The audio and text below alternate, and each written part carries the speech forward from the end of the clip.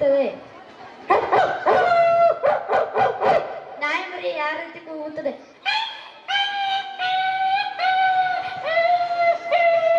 ಮತ್ತು ಬೆಕ್ಕು ಯಾವ ರೀತಿ ಶಬ್ದ ಮಾಡುತ್ತದೆ?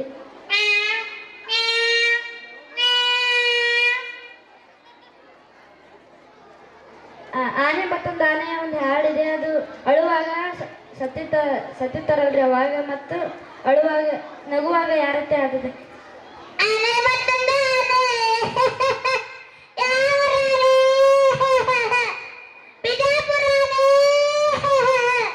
ಮತ್ತೆ ಅಳುವಾಗ